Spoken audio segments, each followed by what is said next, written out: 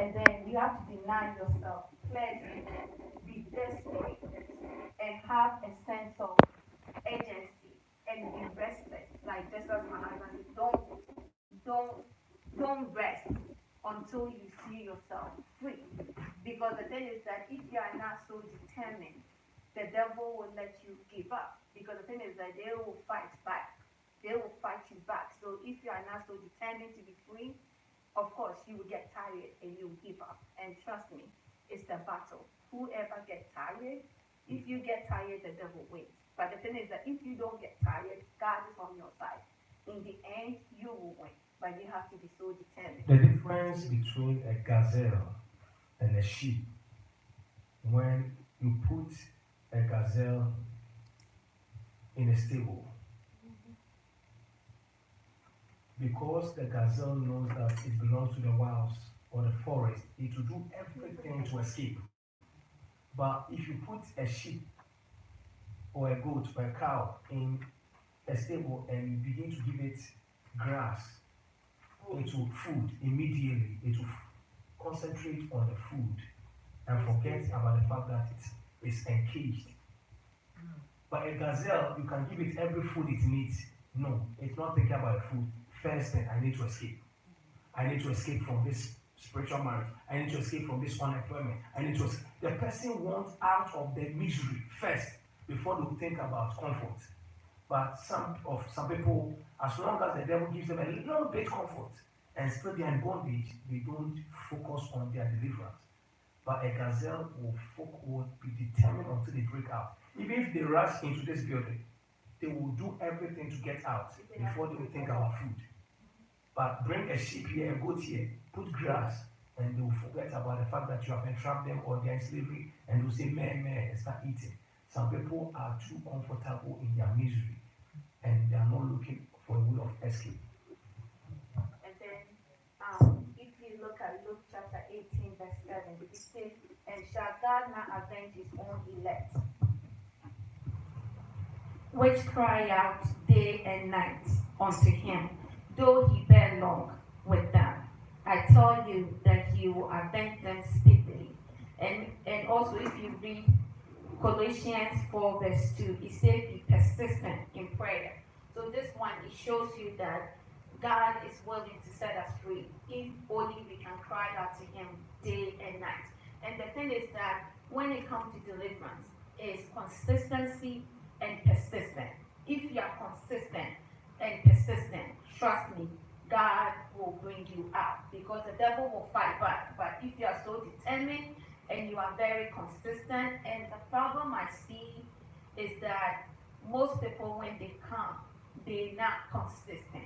They pray a little bit, and then when they get freedom a little bit, then they depart. No, if you do that, you can't even maintain your deliverance. You have to be persistent and consistent in order for you to be totally free. So that's one thing that I learned. And another thing that I also learned is that we have to go to an ant, because the Bible was telling us in Proverbs 6 to 11. So if you have your Bible, you can open to that page so that as I say it, you can either mark it or whatever it is. So Proverbs 6 to 11, they talk about ants. And God wants us to learn some wisdom from an ant. Even though ant is the smallest animal, he is very, very wise. The Bible says that even though he had no captain, he had no overseer, he had no ruler, he's able to provide for himself in summertime. And the key word is summertime. Why is it that ants provide enough food for itself in summertime to a point that even during rainy season and winter season, they don't come out? Because they know that they're so little. When they come out, the water will just drive, like wash them away. They provide enough food for themselves and they store it. And God wants us to learn from an ant. So us, as children of God, God wants us to learn. So what are the lessons that we can learn? We have to be hard working. And also we have to be diligent in our work. God expects us to work hard. When you read Proverbs 10:4-5, he said, lazy hands will make you poor. Hard working hands will make you rich. He who gathers in summer is a wise son. He who sleeps in harvest is a son who causes shame. And I want all of us to know that in the life of every person, there's 3 seasons. All of us. When God made us, we have 3 seasons in our life. From age 1 to 29 is our mourning season. During that time, that's when we prepare, that's when we learn, that's when we find our purpose, that's when we find our identity. And after that, to from 30 to 59 is the afternoon season. And that time is our summertime. That's when we're supposed to produce, that's when we're supposed to work hard, and that's when we're supposed to be able to work hard and also save some for our evening season. Because from 60 until God calls you home, during that time, you cannot work hard, you cannot provide, you cannot do so much. But that time, whatever that you did in the afternoon season, that's what will sustain you in that time that you owe. So God wants us to learn from this ant. Even this ant knew that during winter season, I cannot come out. During rainy season, I cannot come out. So during that time, during the summertime, it works so hard and saves some. So us as Christians, we have to be wise. That during the time of our afternoon season, we don't have to be lazy. We have to work hard, and we also have to ask for the wisdom of God so that we'll be able to save some. If, like, in case like you are working and you are consuming everything, that is not a wise thing. And God wants us to be wise. We want to ask God for the direction to be good steward. God blesses you with the money. He expects you to be a good steward of it. He wants you to save some.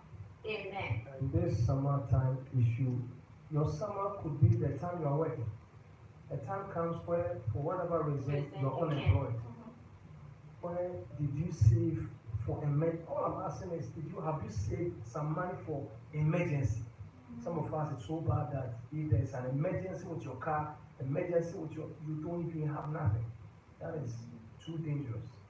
Emergency. At least if you are working and have something saved for emergency, whether you go to dollar store and buy those things that you can drop in, and then every month dip in $20, dip in $50, and just say, I'll never touch this thing, and hide it. No matter what, you don't use it for your waste and nothing. For a state of emergency, you have been wise. Yeah. And the thing is that another thing too we have to know, like sometimes people think that it depends on how much you make. It's not how much you make. Whatever level that you are in, if you don't plan to manage it, it doesn't matter. You can be making 100,000, you can be making 200,000, and you're still not gonna be good steward. It starts from your level. Whatever level that you are, you have to be able to plan your finances. At least, if you're not saving anything, 20%, you need to be able to save your 20% of the money for emergency. That means that if you have to cut some of the stuff that you buy, you have to. That means that if you have to wait, for example, I will get a little bit personal so that it will look a little bit real. As even like my little children, I've taught them, we don't buy anything unless we really, really need it. And in case that we really, really need it, we wait. There's only certain times that we buy things. I like quality stuff, but I don't pay much. People think I pay much, but I don't. We buy stuff on Black Friday, Christmas, a day after Christmas. It's always 75% off or 80% off. That's when we buy things. And even when we buy, we only buy things that we really need. For example, like if your kids If your children are very small, like mine, don't spend much money buying many shoes for them because it doesn't make sense. Every year they grow out of it. My kids only have two shoes. They got two shoes, two shoes because I know that they're gonna grow up from it. I buy clothes for Sonia. I don't buy clothes for Sarah because Sarah can wear Sonia's clothes. And even some of someone's clothes that look like girl, Sonia can still wear it. That doesn't, and all the money that we will spend actually we put into their fund for their future, for their school. So it doesn't matter how much you make.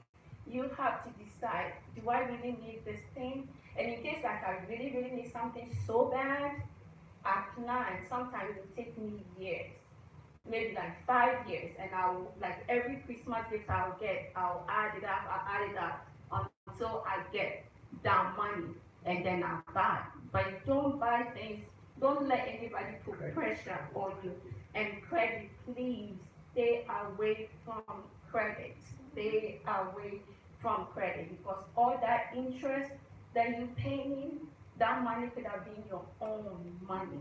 Only buy things when you really need it and when you have the money. If you don't have the money, save little by little.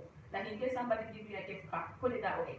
Somebody give you a gift card, put it that way. And once you get that amount of money, you use it and you buy. And even like if you wait, Christmas, Thanksgiving, Black Friday, President Day, buy things during that time.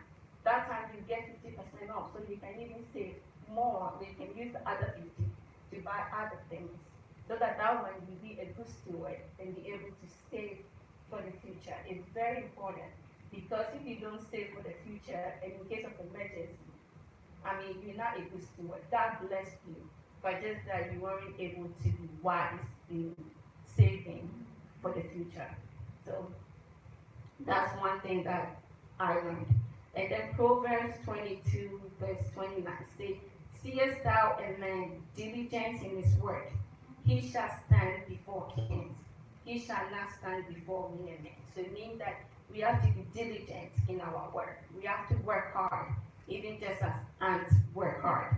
And also, one thing too I want to say is that even our children that are in their mourning season, that is the time that we as parents we can pour and direct them so that they use that period very wisely.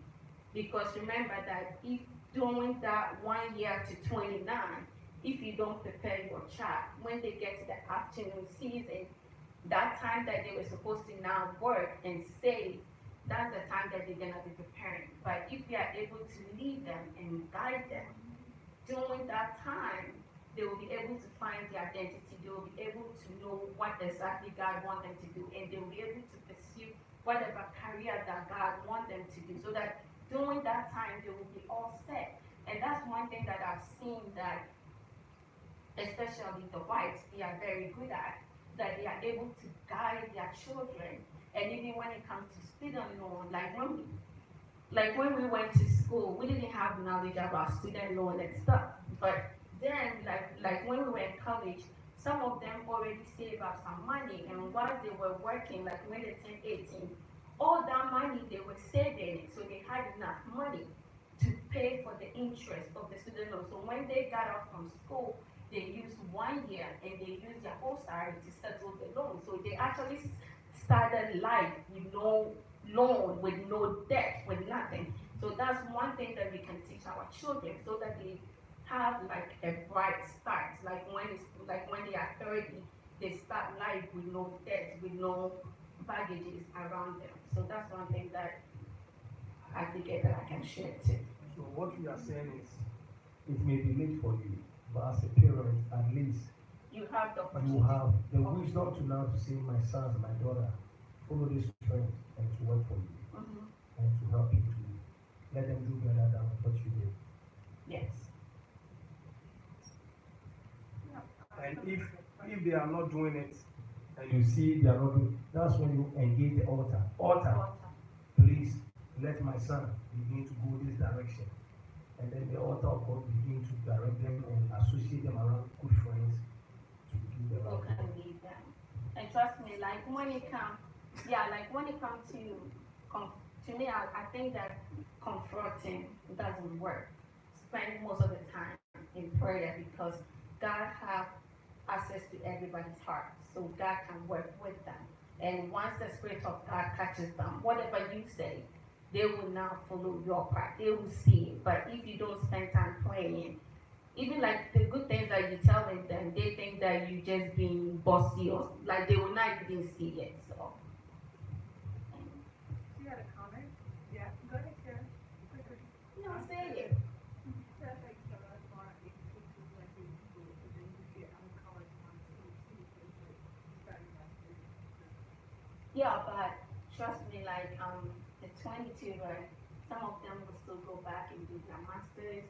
Some of them will, like especially like depending on what career path that you go on. If you want to become a doctor, you won't get out until maybe like 28 because like you have to do your residency, and some of them will go ahead and do their specialty. And in case that you're doing pharmacy or something and you want to do residency, like after you finish all those years, you have to still go back to school. So it depends what path that you're taking. And even like people who are doing bachelors and stuff, after that they will still do their masters and some they will go ahead and do their doctorate. So it's still during that time people still finding their path, purpose and destiny. So by 30 you should know exactly what you aim for and life begins. So I mean some people may start early because some of them know exactly what they want, but some of them too they will take a course and they will figure out, oh, this is not what I want, so they will then have to come back and start all over. So, okay. So I don't know whether I should skip some things. Then okay. Okay. So when we look Proverbs 6:12 to 15, the Bible talk about a wicked man, and then the Bible talk about a perverse mouth. So God wants us, our mouth to edify. God expects us that as Christians that we don't gossip, we don't lie, we don't curse, we don't use foul language. He wants our words to be seasoned with salt. So when you read Ephesians 4:29, he said, let no corrupt word proceed out of your mouth, but what is good for necessary edification. Know that as a Christian, every time you speak, your words have to be edifying, that it may impart grace to the hearers, meaning that whatever words that you say, it has to bring grace, it has to impact the person that is listening to you. So let your words build people up, but not tear them down. So this year, God expects us that our words will build people up and not tear them down. When you read Colossians 4:6, it says, let your speech always, always be with grace, seasoned with salt, that you may know how you ought to answer each other. So even though like if somebody even provoke you or something, even before you speak, just think about it that the words that I'm gonna say is this seasoned with salt. Is that word going to build the person up or is that word going to tear them down? And as a child of God, God wants our words to build but not to pull people down.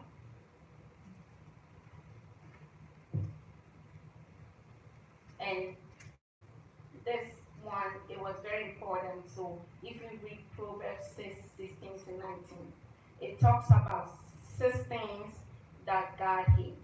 And the seventh one is an abomination. And I've seen that the 6 things that God talk about, we all know with a proud look, a lying tongue, a hands that shed innocent blood, a heart that devises wicked plans, a feet that swift in running to evil. That one, everybody knows that is bad.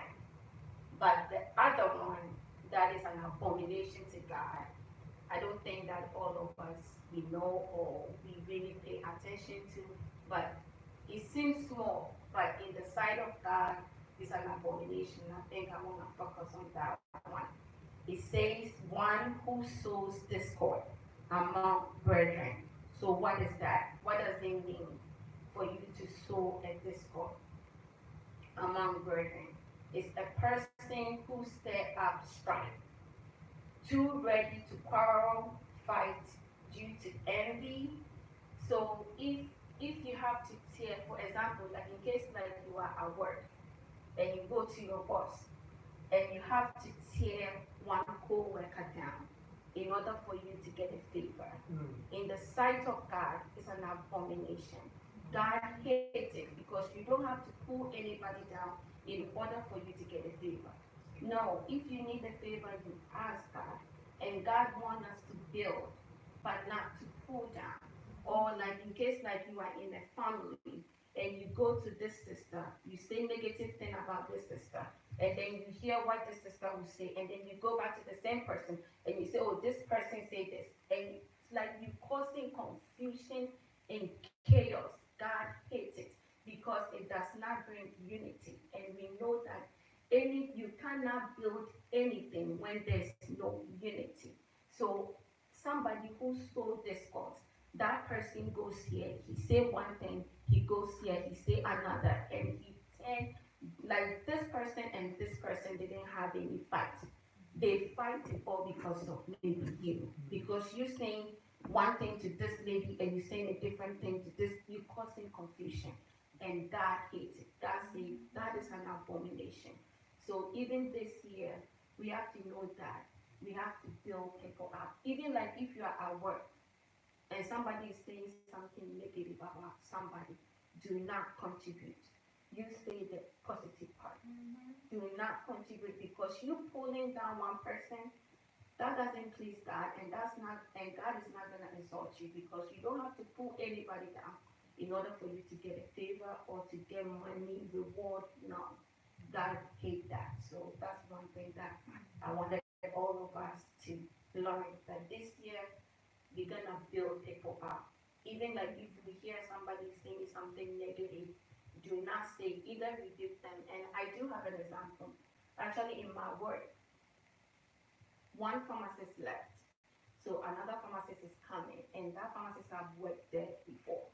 But the tech, this new pharmacist that is coming, is not even there yet. And they started, no, no, no, we don't want it. I was like, no, no, no, don't do that. That's very wrong. The person is not even here yet. And this attitude, no, that's not right. I mean, you people have to even give the person a chance. She's not even here yet, and with this all this negative attitude, of course, when she comes, you people are gonna drive her away, and it's not good because if somebody does that to you, you will not like it. So actually, at work, stand up for people, speak good about them. If even because everybody have negative side, do not join other people to speak of the negative things because that does not please God. And God said that is not something He hates. He said that's what an abomination. There's difference. You have to know everything is sin. But there's two things I've seen in the Bible, two things that God says an abomination. This one and gay. That God says is not sin, it's an abomination. So meaning that you tearing people down, causing confusion is not good. I'm not saying anyone is doing, but I'm saying it's something that all of us we have to watch out so that we don't have to be the one to talk against anybody. Amen. Okay.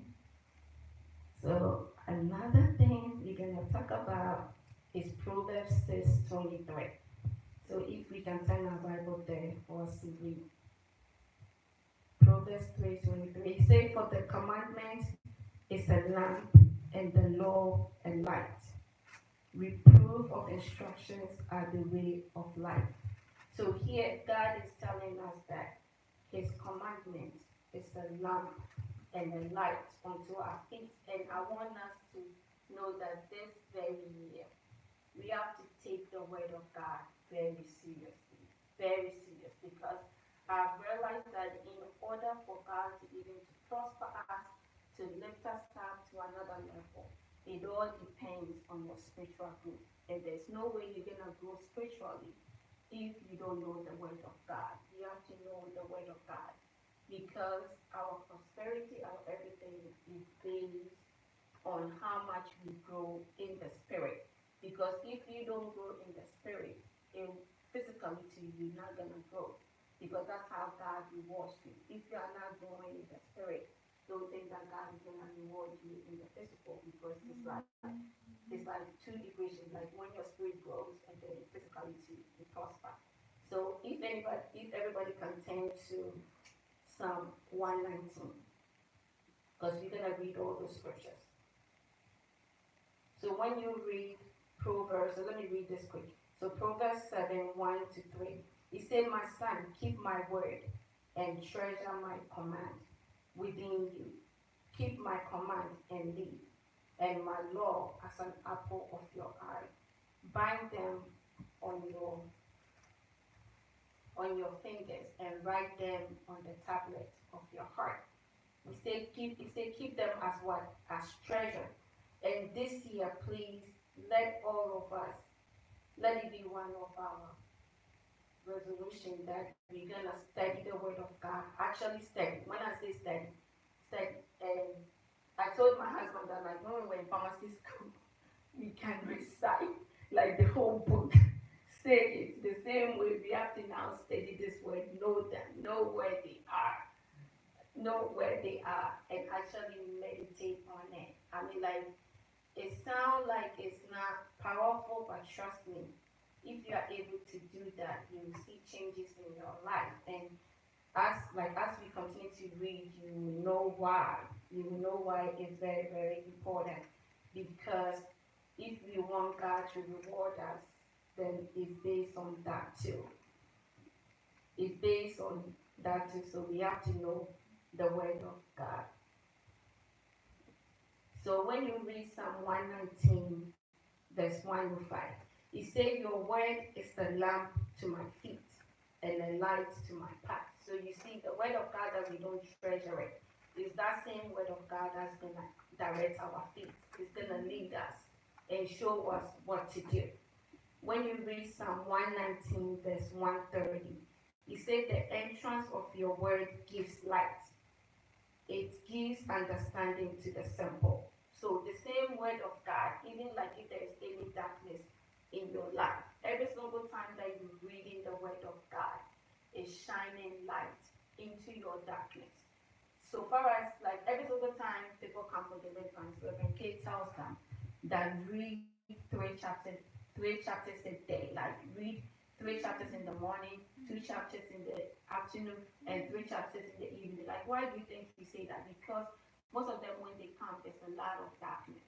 So every single time that you're reading and the word of God is spirit. So every single time you're reading is shining light, is bringing deliverance to you. So that's why that this year, if we focus on reading the Word of God and actually knowing them, then we know that we will be able to receive everything that God has for us. Because when you read 3 John 1 to 2, 3 John 1 to 2, it says, beloved, I pray that you may prosper in all things and be in health, just as your soul prospereth. So, how does your soul prosper? How does your soul grow? How does your spiritual life, how do you grow? You grow with the word of God. As you have more word of God in you and you obey the word of God, that's when you prosper in your spirit. And once you prosper in the spirit, physically, it will show. It will show. That's when physically God begins to bless you and open doors for you. Amen. When you read Psalm 119, verse 11, it says, your word I have hidden in my heart that I may not sin against you. Jeremiah 15, verse 16, it says, thy word were found, and I did eat them, and they were words unto me, and a joy and rejoicing of my heart. So we know that even as we get the word of God more into us, that's when we find purpose. That's when the word of God begins to direct us and lead us. So please, this year, make it a point. It's very important. It's very important. I cannot on it enough. It's very important that you, physically you're not gonna prosper if your soul is not prospering. That's not how it works. So if you want an increase, put more word of God in you, and you will see it physically also manifest in your life. Amen. And this thing too, we talked about it a little bit beginning. Restoration and restitution. And I think I have to explain it. When you read Proverbs 6, 30 to 31. Proverbs 6, 30 to 31. It says, people do not despise a thief if he steals to satisfy himself, but when he is starving. Yet when he is found, he must restore sevenfold. He may have to give up all the substance of his house. So this thing, God was telling me that the devil, we all know that the devil, when you read John 10, verse 10, he said the thief cometh only to steal, to kill, and to destroy. So we know that the devil always comes to steal. There is something, and this year God was telling me that there's something in our lives that the devil has stolen. And just as we read in Proverbs, it says if a thief is found, what does the thief have to do? He has to do what? Pay back sevenfold. Because when the devil robs you, sometimes he robs your time, sometimes he robs years. So meaning that in case like he stole your marriage and he restore your marriage, he has still cheated you, because maybe in case that you had that marriage earlier, you would have maybe had children, and maybe your children are now grown and stuff, but now you have to start all over. So now, if they have to be restore you, they also have to compensate you for those years that were lost. So this year, God was telling me that, like, since the devil, in case the devil has stolen anything from us, we have to pray for restoration and restitution. That God have to compensate us for everything that the devil has stolen from us.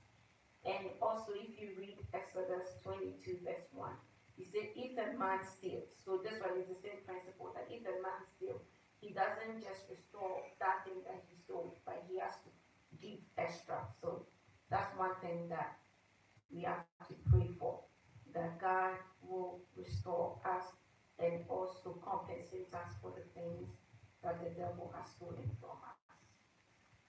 But the condition here is if a thief is caught.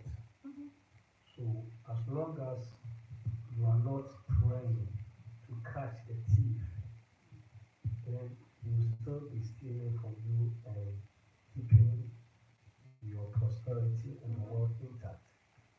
But if you are somebody who is diligent and watching and praying, then you will find him stealing and you will catch him stealing, and then you can tell him you are caught. Because the Bible says if he's not caught, people think it's okay. He can go and brag about it, how he has stolen your marriage, how he has stolen your finances, how he has stolen your health. But if he is caught by your prayer, your fasting, then you can now tell him that not only bring it back, but with what compensation. So we have to be vigilant to make sure that we catch the thief. Otherwise, we will run off with it. Another thing, when we read Proverbs 8, verse 10, and this one is talk about we being sensitive to follow instructions and be obedient to follow the instructions. That God was telling us that this year, if we want to see His hand, if we want to see His power, if we want to see great things in our life, then we have to be willing to follow the instructions that He gives us.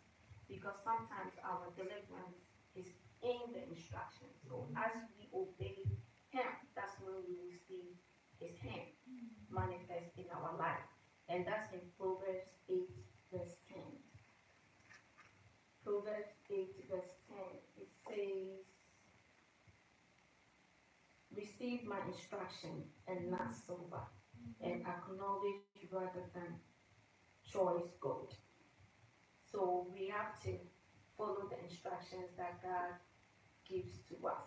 And if we read John 2, verse 5, John 2, verse 5, we all know that um, the miracle that Jesus did, that miracle came for all because um, Jesus' mother told the people that whatever that he tells you, do it. Can you imagine that? I mean, Jesus told those servants to fetch the water if they weren't obedient in fetching the water and putting it in those jars that Jesus told them to put in. That wine wouldn't have come forth. So we have to be obedient. Sometimes the directions that God will give to us, it may not make sense, but you still have to be obedient. Because if you are not obedient, then you're not going to see the power of God. And another example that God gave to me was Naaman. Like when Naaman went to Elisha, Elisha told him that go to River Jordan and dip yourself into the river 7 times.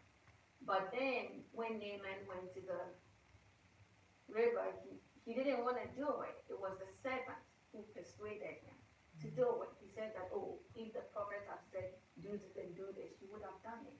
Just the water, just dip yourself in. But he saw the water as being dirty. But when he did it, he was set free. So this year, if only you follow the instructions of God, sometimes it may not make sense. To be honest with you, in the Bible, most of the instructions God gave doesn't make sense. Because because like if somebody is a warrior, you don't tell the person to go around Jericho and walk. No. Like soldiers, they don't walk and sing and no, you don't do that. Doesn't make sense. They fight because that's the normal way. But when they obeyed, the wall came down and victory was given to them. So if we want to see the power of God this year, we have to be willing to follow whatever instructions that God gave it to us. Sometimes God may say, do not eat for 3 days and just pray. Sometimes He may say, oh, just lay down flat and just pray. Whatever instructions that He give it to you, be willing to do it. Because you being obedient, that's when you have your deliverance. So this are you obeying the instruction about your book, the book, You don't know what, writing down. the instruction. Are you working on the instruction? Yeah, but I didn't do it the weekend. Okay, now you are about to follow. No, but the weekend, everybody was busy. Yeah. But what I'm saying is, I realize that we as parents, you see how our kids hate instruction. Yeah. Do this, do your homework, and they don't like it because it doesn't feel good to follow instruction. But when they do the same thing you are telling them, you know very well that that's what will make them successful. They want to be on the phone all the time. They want to be watching TV all the time. They want to leave their food on. But your instruction, what to them is, why are you disturbing me? But that is what is going to what make them succeed. So some of the instructions may not sit well with our flesh. But if you want to soar up on eagle's wings, you need to discipline yourself, to humble yourself, to obey instructions. That's the only way. And I realize that this year, those who are going to do well are those who are going to be humble enough to follow God's instructions, whether it makes sense or not makes sense. Otherwise, some people are not going to receive any promotion and remain the same and never grow because when God speaks, we don't follow His instructions. Amen. So One more. Too many wisdom. We are going to take one more wisdom. We have a lot to meditate on. Okay. Which one? No, you just go with whatever you have. Don't pick up anything. I have.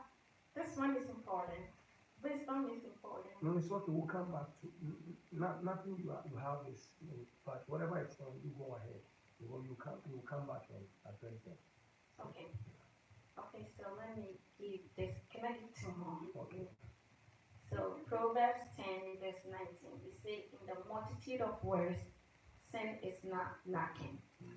In the multitude of words, sin is not lacking. But he who restrains his lip is wise. And what God was telling us is that we have to learn to keep quiet. You have to learn to keep quiet, and also your words have to be few, because every single time that you talk so much, or every single time that you pour out so much during that time, there's certain words that you don't have to say, but it just comes out because you're saying too much. So let your words be straightforward and be few. And then also when and God reminds me of the scripture, Proverbs 17:28. He said, even fools are taught wise when they keep silent. With their mouth shut, they seem intelligent. So, and another verse that came to mind was James 1:19. It says, so then, my beloved brethren, let every man be swift to hear, slow to speak, and slow to wrath. Meaning that you have to be willing to hear. Be a good listener. Listen more, but when you're speaking, be slow in speaking. Meaning that do not be quick in speaking, and when you speak to, don't speak much words, because if you say much, that's when you get yourself into saying things that you don't want to say. And I want you to know that words are very powerful. That words that you say, you can't take those words back. Even though like you may apologize to the person, but trust me, the person still remembers the words that you said. So it's better if you stay few. And I've realized that most of the times too, like since we are all human beings and you don't know the spirit that somebody to be carrying, sometimes you speaking so much, you might be even giving information to your enemy and you don't even know. And I want you to know that in the spiritual realm, the devil, the way that God made it, the devil don't know everything that is in your mind. It's what you say. So most of the time they will place people as agents around you, and then they will get those information from your own mouth. But if we are just speaking straightforward, straight, like in case, for example, like in case or somebody say, "Oh, how are you?" "Oh, I'm fine, thank you." Sure, somebody will go on and talk and talk and talk and narrate every, give details. Like what I'm saying is that avoid it if you don't know the person so well. Don't give too much details, because those too much details that you're giving, those information, the person can use it maybe against you later on. So let your words be few. And even at work, wherever that you are, whatever that they need, give that specific answer. You don't need to drag somebody into, let your words be few, and that will save you a lot of trouble, a lot of headache. That, oh, somebody say, oh, you said this, you said that. If your words were just straightforward and you didn't give enough detail, they won't have anything against you. So that's one wisdom that God also wants us to learn, that this year, let our words be few. Let us be straight in hearing but slow in speaking. Amen. Amen. Amen. Well, thank you. Yeah, I have a lot. Amen. Amen. That's diligence. Amen. May God reward you with more wisdom. Amen. And there's a lot of wisdom to carry. I hope you've been made wiser by these teachings. Amen. And let's go. So, what I'll advise you is she was preaching from or teaching from Proverbs chapter 6 and 7. 6, 7, 8, And 9, and 10. no, like, where did you end? I 6, 7, ended, and yeah, I still have, at 8 or 9. I still have almost like 5 more to go. But I'm saying, did you cover 8? Almost. Yeah, so I didn't cover 8. go back and read Proverbs chapter 6, 7, and 8, and then compare it with what she was saying, and the Holy Spirit will now make you understand and be wise for the things you've heard. Because she taught from it. So Can I say one more thing? And please, everybody, please read Proverbs chapter 8. Proverbs chapter how important wisdom is. And actually, even before the foundation of this world, wisdom was still with Jesus Christ, and it describes it, how important wisdom is. And when you read that, go back and then read Isaiah 11 when we talked about the seven spirits of God, so that maybe next time when I come, I'll be able to link those. Because Amen. that's the most important. That's why I didn't go, because that will take time. And those of you who are following the prayer line and the 40 days fast, today is the second day, so you are supposed to read Proverbs chapter 2. Every day we are reading one of the Proverbs. So today is the second day, Proverbs chapter 2. Tomorrow is the third day, Proverbs chapter 3. We are reading it until we finish the fasting. Proverbs is up to 32 or 31, and the fasting is 40 days. So at least we'll be able to read it until 31 and have another thing. So even if you don't know how to start reading your Bible, at least follow this simple principle. Every day, one Proverbs as you follow us, and you are going to obtain wisdom that is going to make you wise. And when you become wise, you begin to make wise decisions and get great results, and your destiny will shift and change because you are now wise, because you are carrying the wisdom of God with you. Amen. Let's be on our feet and pray. Father, we thank you for this time we have spent in your presence, asking for wisdom. Help us to know that the things we have heard will not be only hearers but also doers of your word. And let the wisdom we have received today begin to transform and change us. Help us to be wise. In Jesus' name we pray. Thanksgiving. Amen. Amen. We have to quickly leave because we have the prayer line in the next hour or so. And some of us are driving an hour for drive. So may God be with you, preserve you and protect you. We'll be meeting here on Saturday morning. Saturday morning from 10 a.m. to 11:30 a.m. We'll be here just praying in tongues.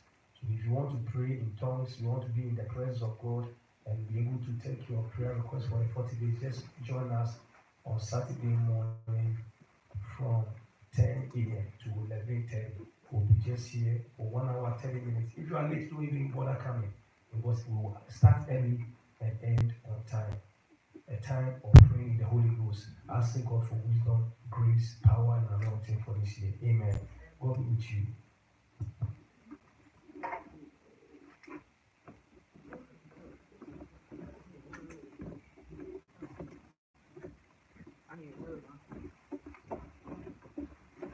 I'm getting the ticket.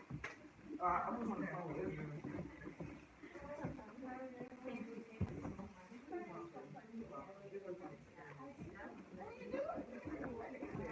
I was on the phone with Israel.